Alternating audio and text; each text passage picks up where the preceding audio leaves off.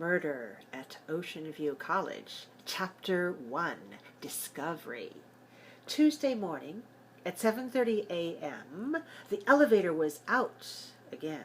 So Danny Soto, student cop, took the steps 2 at a time to the 7th floor faculty offices. He held a cell phone in one hand and in the other his police baton. On the 7th floor landing, he darted down the short hallway toward the heavy outer office door and pulled it open. He hurried inside. Jade was standing still as if frozen outside Ms. Quinn's wide-open office door. She turned her head mechanically as Danny approached. Her long black hair hung down her back and over her shoulders. He saw that her eyes were glazed over from shock, and the knuckles on her left hand were white, where she held the phone in a death grip. On the floor around her feet were several sheets of white paper with their boot prints on them. Spilled coffee was on the papers and the carpet. "Are you okay?" he asked, placing his large hand on her shoulder and automatically pushing her hair back from her forehead. He looked at her face. Smooth skin, features that reminded him of her Chinese heritage. "Yes," Jade answered in a tiny whisper. She shook her head as if to shake loose cobwebs, and then cleared her throat. "I'm okay, Danny. You have to..." She hesitated. "You have to look. She's in there." She pointed at the open office door. Danny turned, stepped over the mess of coffee and papers on the floor, and went briskly to the door. His eyes fell on a shiny blue, high-heeled shoe alone in the middle of the floor. "She's over there!" Jade's voice, stronger and louder now, came from right behind him. She touched his arm and pointed at the wooden filing cabinet to the right of the far wall. There she was. Miss Quinn was stuffed between the tall, overloaded bookcase and the heavy oak filing cabinet. Danny stepped closer. Jade stepped up behind him. Miss Quinn looked like she was almost standing up. Her legs were bent slightly at the knee, and she was uneven because she was missing the shoe on her right foot. Her head sagged onto her chest, and her long blonde hair covered her face. Her shoulders were squeezed into the tight space. She wore a blue wool dress, and her pale hands hung down in front of her. Her fingernails were painted blood red, and she was still wearing the diamond engagement ring that everyone had been talking about for the last 2 weeks. There was no doubt about it.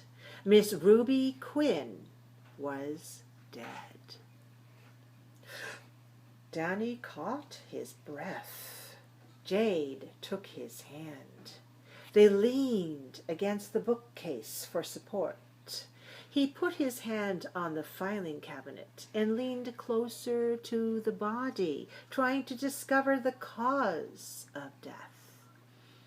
Jade jerked his arm. "Danny, don't mess with a crime scene." "Oh, right." And he moved away again. Breathing heavily, they moved together out of Miss Quinn's office and over to the study carrel on the opposite wall. Danny offered a chair to Jade. He stood. "Did you call the captain?" Danny asked. "I tried. He wasn't in yet.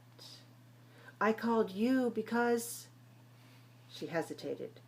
"Because they taught us that you're always supposed to call your partner." Danny nodded. "We still have to call Captain Mitchell." "But tell me about it."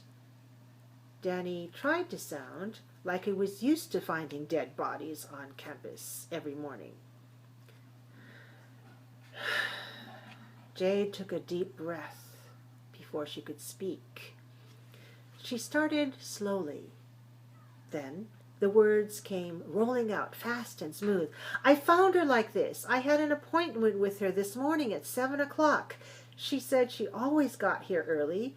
I should just come on in, bring my paper." She hesitated. "So I did." She just then remembered her paper. She stood and started picking up the pages from the floor. Danny started to pace back and forth. He was a pacer. Pacing helped him think better. Was the outer door unlocked?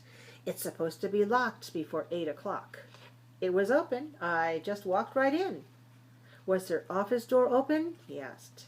Just a little. I knocked and called her name. When nobody answered, I opened the door all the way. And I saw her. You know, like that, like dead. She sat down again and put her paper on the study desk. "Oh, my God, Danny, who would want to kill Miss Quinn? Everybody liked her. I thought so anyway. Who would do this? Oh, God, Danny, I'll be a suspect, won't I?" She covered her face with her hands. Danny put his arm around her and tried to comfort her. "Of course, they'll have to question you, but I'm sure that no one will really suspect you. How could you murder anyone?" He smiled at her. Jade finally lifted her head. "We have to call Captain Mitchell. He'll make the report to the Ocean View City cops." "Come on, Jade. This is our first murder case. Let's not screw it up." Danny was getting excited. "This cannot be our first murder case. Are you forgetting? We're just campus cops in training. We haven't even graduated from Ocean View College. We haven't even been accepted to the police academy yet. We're not actually cops yet. If we try to get involved here, we're only asking for trouble. For sure." Danny frowned. He knew she was right. "Yes, I know. We can direct traffic, write tickets, and respond to an emergency. That's it. That's all." Jade stood and touched his cheek. "Danny, maybe they'll ask us to help. I'll call the captain." Jade stood and touched his cheek. Omit. She took the cell phone from her pocket and called the campus police chief. She could hear a little yawn as Captain Charlie Mitchell picked up on the second ring. "Ocean View College, Police Department, Captain Mitchell speaking." Jade took a deep breath. "This is Student Officer Jade Lee. Officer Soto and I would like to speak to you." She handed the phone to Danny, but he pointed at her. "You talked to him. You found her." She froze again for just a minute, then placed the cell phone to her ear. "Captain Mitchell, there appears to be a homicide victim on the 7th floor of Peterson Hall. Miss Quinn English teacher. Officer Soto and I are at the scene waiting for your instructions. Jade paused, in control now. Yes, sir. She turned off the cell phone and turned to Danny. Charlie is on his way.